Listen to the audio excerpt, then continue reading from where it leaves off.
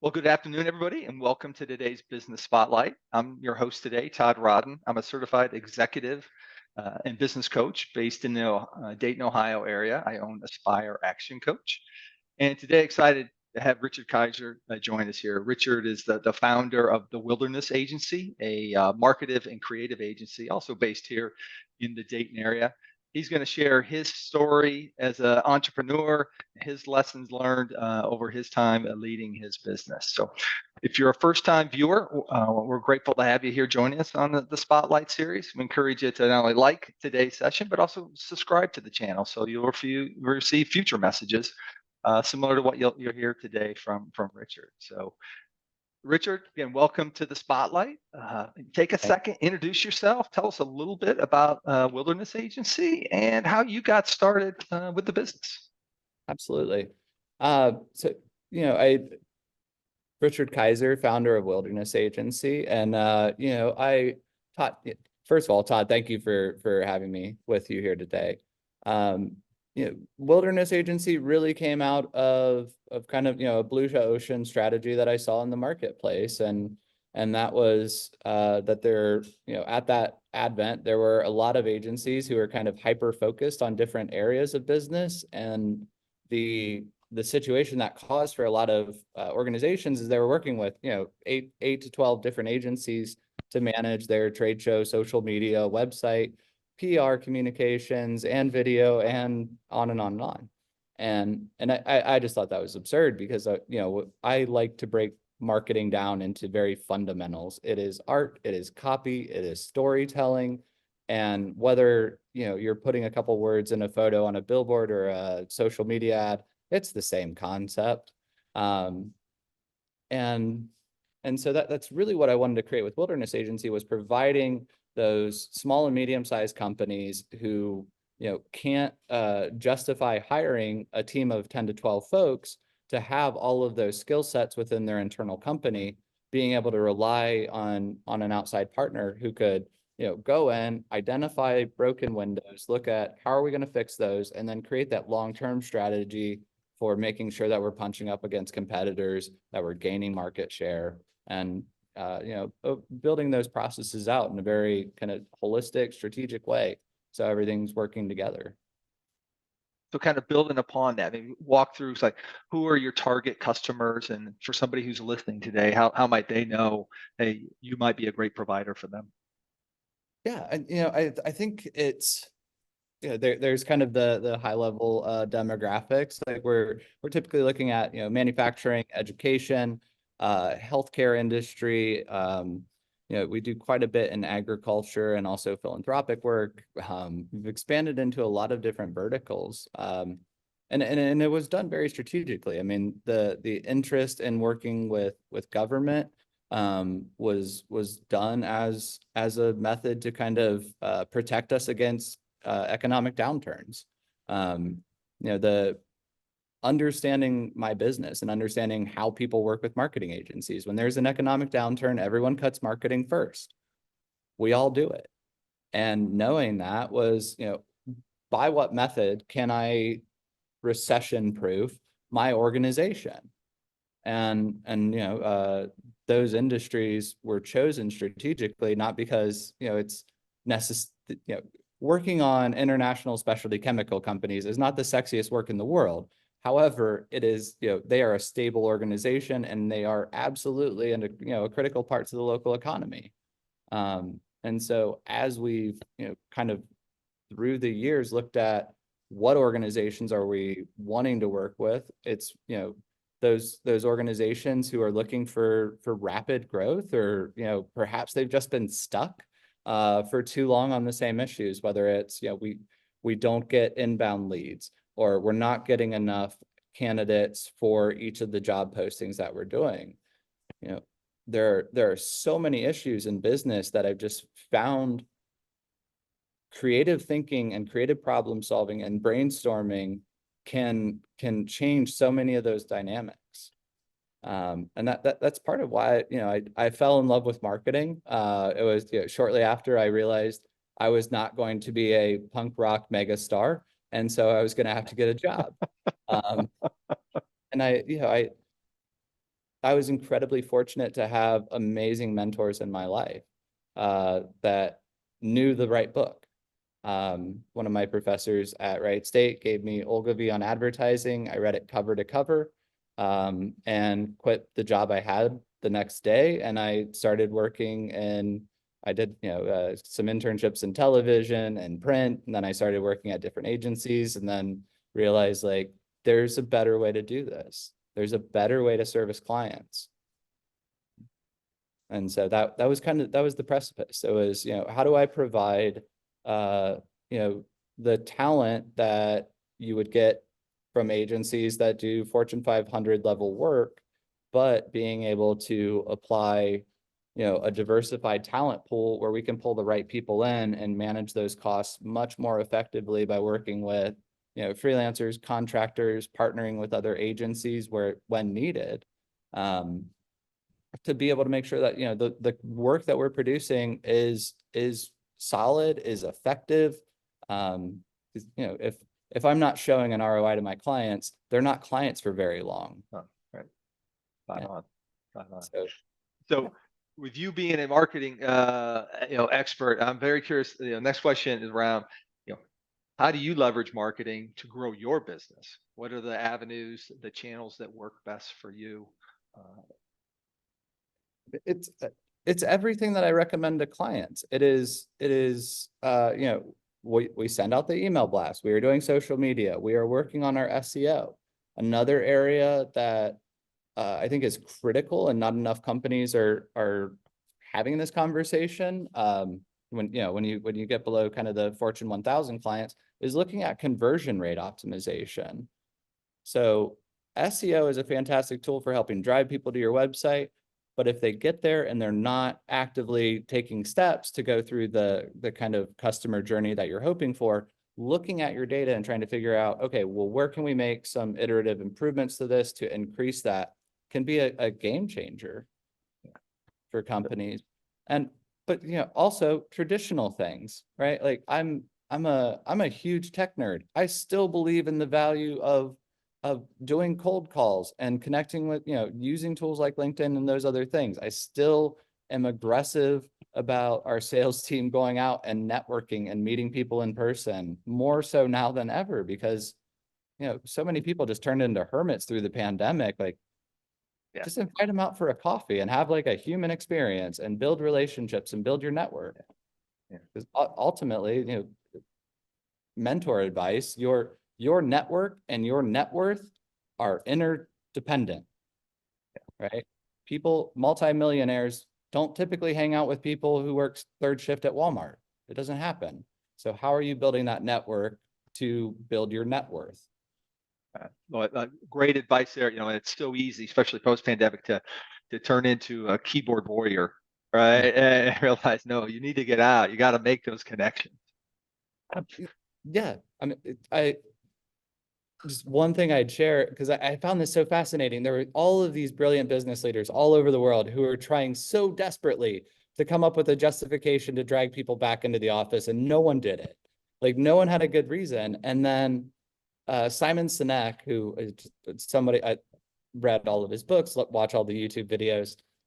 He came out and he presented it in this really interesting way. He was like, okay, so you want to affect, and paraphrasing, forgive me, but you want to work from home.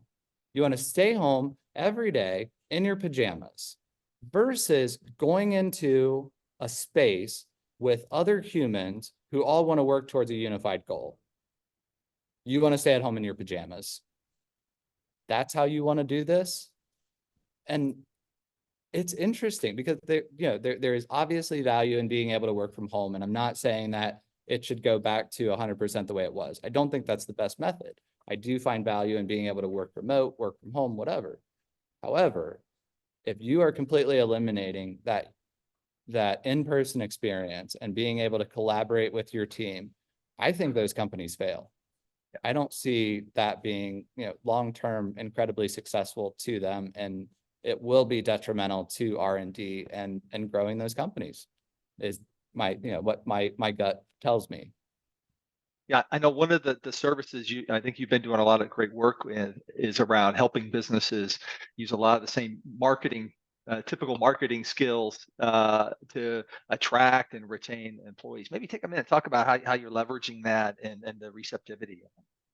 So it's, it is the biggest issue across all verticals, across companies. Everyone is is in this moment, and they're learning, how to build the airplane as it's going down the runway.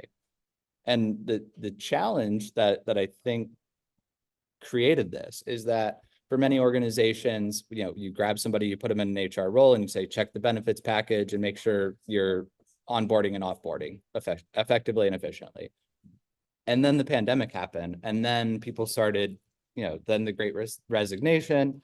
And what happened is you had all these people who were looking, taking really deep looks at their lives, which is where, Home Depot and Lowe's crushed it during the pandemic, because everybody was like, I'm going to completely redo my bedroom, bathroom. And then when they ran out of rooms in the house, they were like, well, what else can I do? Oh, I could also switch jobs. And as they're doing that, right, we've now taken this thing where for the first time, leaders are waking up and realizing, oh, my company culture's on life support. And then they went to HR and they said, go fix it. They didn't invest. You have to put, any major initiative, you have to invest capital into, you have to show that you are supporting it. One thing I've encouraged business leaders to do, and to date, I don't think anyone's ever taken me up on this advice, but a lot of business owners should probably apologize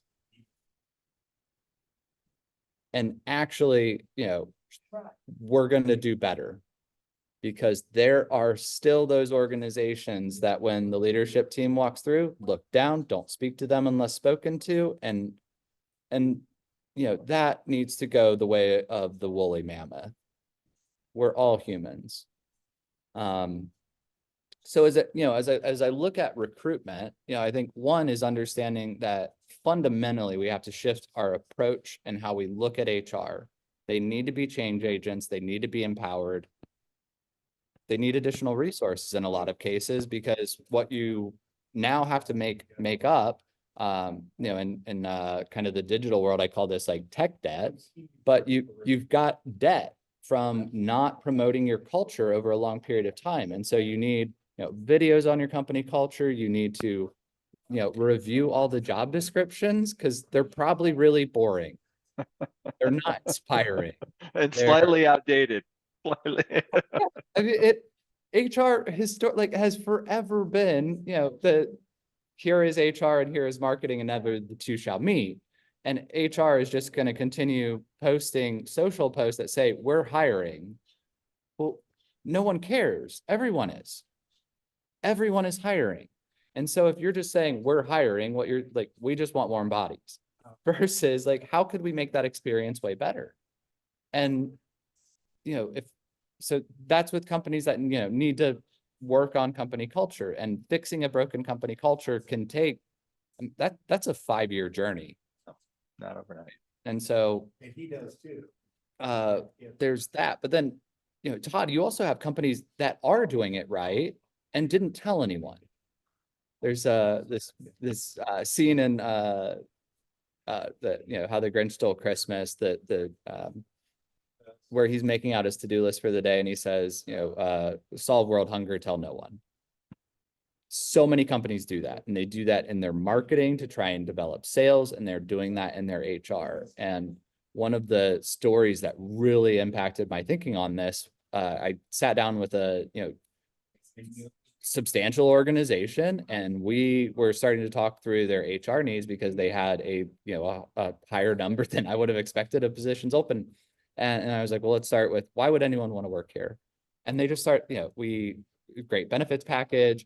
We have a diversity metrics in our leadership team that we are aiming towards. We have internal networking groups for women and minorities. And that just 5 minutes. And finally I stopped them and I was like, why didn't you guys tell anyone? What do you mean? It's not on your website anywhere. It's not on your LinkedIn. It's not on Glassdoor. These places that people are going to try and evaluate you, to try and understand what kind of company culture you have. And you forgot to tell them. And then also their application process was absolutely abysmal. Like it looked like it was built in, Microsoft Access from 1994. And I was like, no one is applying through this. And they're like, yeah, no one does apply through that. It's like, well, we have to fix it. Yeah. And for anyone listening, if you're a leader in your business, there is a very good chance you didn't apply for that position. You didn't submit the resume. You didn't go through the onboarding. I encourage every business leader, grab a resume, make up a profile, and go through the process and figure out how clunky is our process? How frustrating is this? How do we get that, how do we shorten our onboarding process, our time to hire? How much does it cost us? Because the other thing that, the other half of a recruitment equation is retention. How much does it cost your organization to take somebody, hire them, train them, and lose them after 3 months? What's that cost? Because it's usually somewhere between $5,000 to $20,000 that you've invested in this person.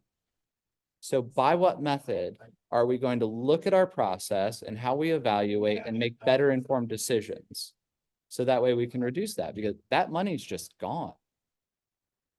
And it can be because you oversold the position. It can be, it just wasn't the right fit. But evaluate it and really get in there and dig into your recruitment the same way you dig into your sales numbers. Here's our sales funnel. Here's our recruitment funnel. What are our conversion steps throughout that process? Great insights. For anybody watching this who's having that struggle of attracting and retaining their best employees, I encourage you, rewind this 5 minutes and re-listen to what Richard just shared with you. These are the same points we try to share with business owners. This is really how to crack that nut, and not only for today, but for your future as well, is to really have that kind of mindset shift around looking at your hiring and recruitment process. So thank you for sharing that. Absolutely. It's so critical, right? Companies are just groups of people. It's just a team. And, another thing I encourage people to do, stop calling it a family. Unless you grew up with the Waltons, most of us are not, we have family drama, right? There's no way I would ever start a company with my family. So stop bringing that drama into your business, and it's a team. And, I'm adamant, like, we are striving to be the Chicago, 1990s Chicago Bulls. That's about the time I stopped watching sports. Right. And so the 90s Bulls, right, they wanted to win rings. And so you keep trading your players out until you've got the team that wins championships. But bringing that, family dynamic into your organization, I've done it, and it can create a really toxic environment. And I encourage people to get away from that type of language. Yeah, way too much drama gets infused in with that. So one hot topic, finding great and retaining great talent and team members. Other hot topic, AI. How's that already impacted your business, and how do you see it impacting it even more in the future? I think AI is a fascinating tool, and I've likened it to, it's the internet, it's the printing press. This is new technology, and you're always going to have the Chicken Little people who are saying the sky is falling. But if you can just step back and, I understand who we are as humans, anything that exists in the world before 18 was just part of the natural order of life. Anything 18 to 35 that's created is new, cool, exciting. You can probably get a career in it. And anything created after the age of 35, I mean, it just goes against the natural order of things and should be destroyed immediately. That's who we are as humans. And so if you can suspend judgment and you can start to look at this as a tool that can increase your productivity, I don't believe that it should take over all of your writing or, graphic design, and not just because I'm, self-preservation, but it can go wrong quickly. But learn how to use it and learn prompting. This is a tool that is critical, and the organizations that learn how to harness the power of this tool are going to be the ones that are going to be more successful. And the ones who, are just, oh, this is scary, and we're only going to use human copywriters. No, Like I have one of my favorite tools is ChatGPT put out a tool called Cider, and SIDER, and it just lives on the left side of my screen. And if there's like an email I need to respond to, I click it, I hit rewrite, click, and it spits out my first draft. I've got to tweak it a little bit, but that just got me 5 minutes back of my life that I can now go do something way more productive. Right. And it'll kick that out. And then I can be like, and make it funny. And then it'll do that. Or you can say, and make it sound like Hulk Hogan. And then it'll do that. It's incredible tech. And, it is, there are pluses, there are minuses to it, right? And in an AI driven world where everybody has the ability to talk about their company culture and to just, steal ideas from everybody else, and everybody can start saying the same things, it becomes even more critical to have that human element in there to really think through, how do we differentiate? Because those thoughts and ideas are internal to you, and it's not things, AI will never be able to describe your company's culture. They can't. And so those are areas that we have to think through. How are we going to infuse this into into our marketing, so that way, whether it's recruitment, whether it is new business, we are differentiated because we're making a conscious effort to acknowledge the things that the tool is really, really great at.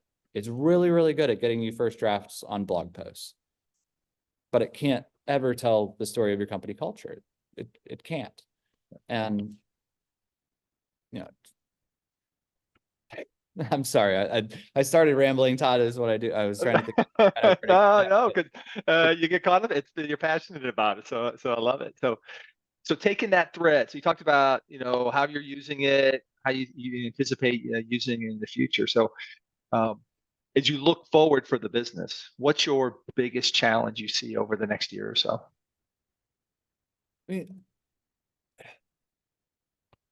the biggest challenge for Wilderness is really just going to be managing growth again. So if pre-pandemic, we were one of the fastest growing companies in Dayton, and then the pandemic hit, and so we slumped, which was expected. But now we're in a really great place where we've been developing a lot, because of COVID, because you can now work with, people are more receptive to working in remote worlds. We've been picking up clients kind of across the country.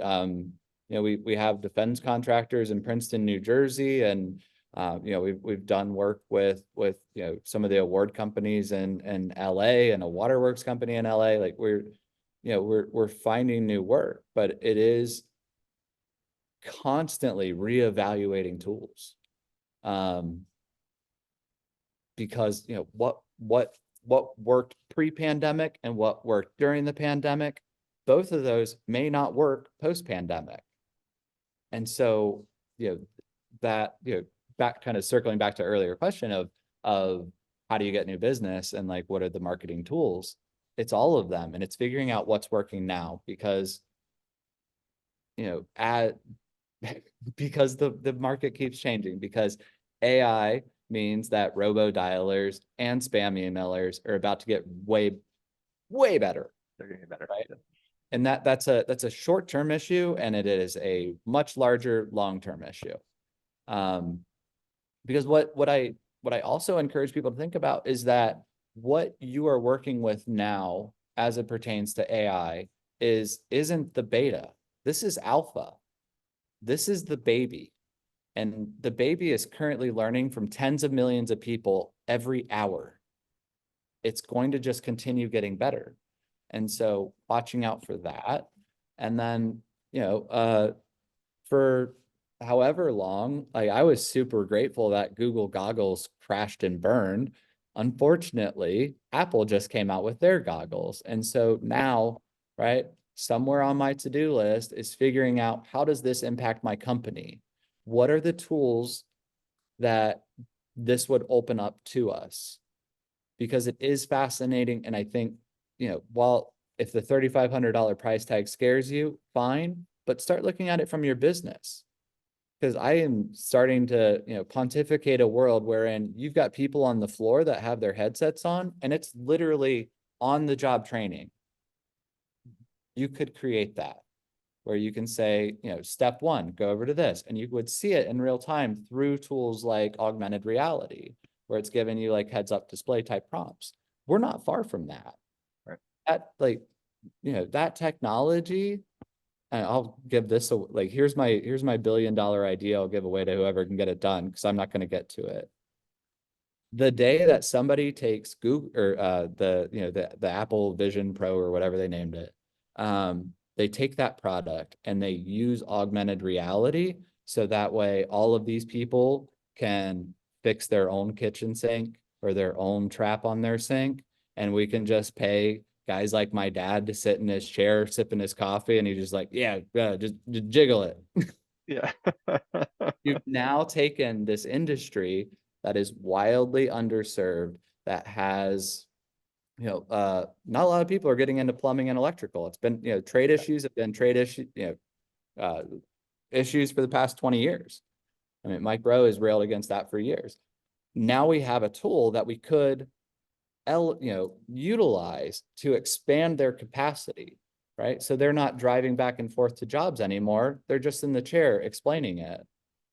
And I share that because I really think that there is value in that analogy, to take that and look at it from your organization and your industry. What are the tools that can be developed from new tool that, this is not going the way of Google goggles. It's too cool. It is, the Minority Report or whatever, where he's got the gloves on and throwing screens all over the place. We're there. Yeah. We've got it. Now, how are we going to use it? So continue to look forward. We talked about the challenge over the next year. What's your vision longer term? You look 3-5 years down the road. Where do you see where's this agency at? 3 to 5 year plan is still going to be grinding in a lot of the areas that we're in. But, part of where I'm looking now is with AI, I got to colonize Mars, and I've got to try to start thinking through, where does this organization exist in 10 years? Because while AI is clunky now, if we get to a place where somebody can just talk at a computer and build a website on their own, then that service line and that revenue stream is going to go away. And if that's going away, how am I replacing it? So that is part of, the most important list I have is the business idea list. And so as I'm out in the world and I'm observing problems, whether that's like, oh, I bet, I could make a better door closer, or that seems like a problem for waitresses. I wonder what a method could be that I could fix that. I capture all of it. Every single idea needs written down. It's one of probably the best lessons I learned from Richard Branson's books. Because today, the world I exist in, I'll have people who come up to me and they're like, I've got an idea for a business. And I'm like, that's cute. I've had 7 since breakfast. Because you can't fall in love with the first idea. You need the list of like, here are my 80 ideas. And then one tool that I use that I worked with over the years, I refer to it as like lift and impact, which is how I evaluate new business opportunities. It's how I evaluate process improvements. And so kind of what this looked like, I took my entire team, I handed them all Post-it notes and Sharpies, and I said, I want everything that's wrong with this company on the whiteboards. And it was everything. It was down to quite literally, we need a better variety of coffee creamers. Right? And so it was valuable to see the problems within the organization as they saw them, but also to give them the opportunity to, speak truth to power, and also to feel that they were part of the process. Because, and I'll stick with the creamer because it's, an easy example. I was like, wait, I didn't know because no one told me, but 2, I'm sorry. I should have empowered all of you, right? And so what we've done since from that is, everyone kind of based upon rank and file or title has spending power. If you're this position, you have spending power up to $600 before you have to ask for approval. If you're, $200, Because then we just jump on Amazon, we buy the creamer and we're done. We can move on. All of the other things, kind of the way that I do that weighting is on a scale of 1 to 10. And so if it is something that is low lift, high impact, right? Mm-hmm. Lift is a 1 to 5 and impact is 5 to 10. We're going to do it now. We're going to knock this out in the next 3 months. And anything that's, high lift, low impact, that's wishful drinking. We're never going to do it. But the other quadrants of the, like, it's either high lift or high impact. Those are the things that we're going to chart over the next 6 to 18 months. And then they get put onto the schedule and then we're going to march through them. But I use that tool for process improvements. I use that tool for evaluating business opportunities, because this is a really cool idea. Is like, that's fun, but what does it actually take to stand this organization up? And then what does it take to keep it running? And what does that do? I've got a lot of great ideas, and if I do them all and they all don't generate revenue, then right, I'm a homeless guy with a bunch of good ideas. Yeah. And No, then, a great exercise to really not only involve the voice of your full team, right? So they're a part of it, and it ends up being their plan, but also a way to narrow, because you can't do everything at once, right? So, absolutely. so great example. You mentioned several different books during our discussion here. So, what's a book you've read recently in the last year that jumped out to you, or is there a podcast or somebody else you're really following that you're gaining a lot? I mean, I'm definitely not loyal to any podcast. I love Malcolm Gladwell because it just, I love looking at things differently. I've found that as a valuable skill, right? To be able to question my own thoughts and kind of where these thoughts come from. So that is one that I find absolutely phenomenal. Books. I'm an avid reader. And that is not to brag. I'll share this story with you. I was speaking to a group of high school students, and during the Q&A, one of the kids in the crowd said, I hate school. Were you a good student? And do you like studying? And I said, I love studying. It's the most important thing that I do, and I continue doing it every day. And he kind of rolled his eyes, thinking that I was just placating the teachers who were giving me a death stare at that moment.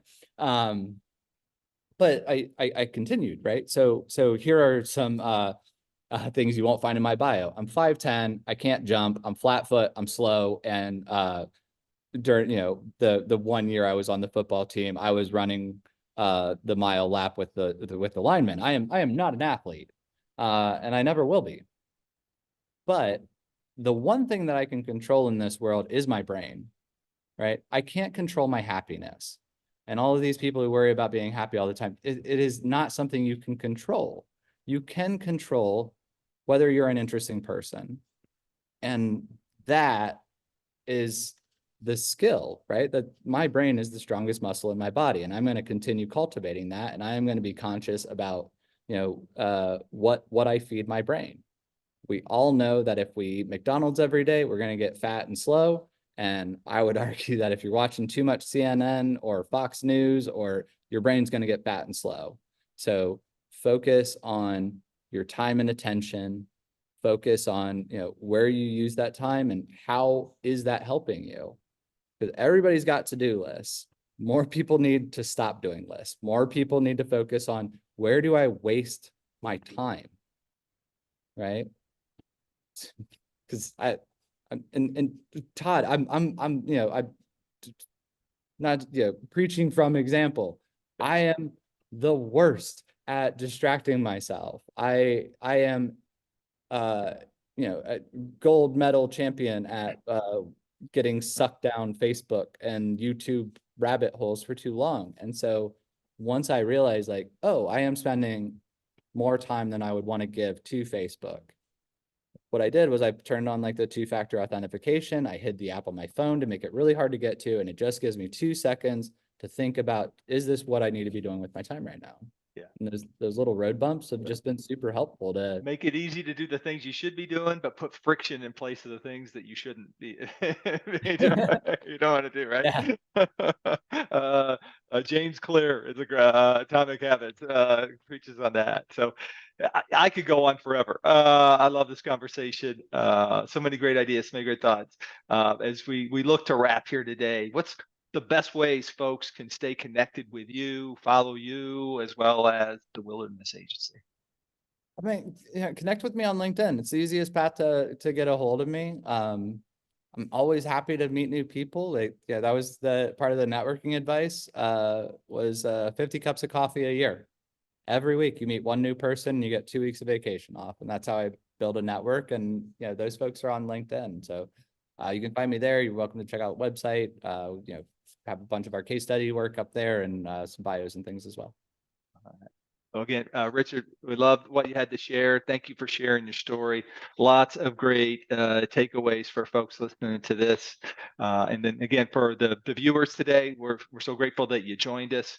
I hope you gained and trust you gained a lot from the conversation. Encourage you to go ahead and subscribe to the YouTube channel so you'll receive future conversations as well. So Richard and everybody listening, thank you and hope you all have a terrific day.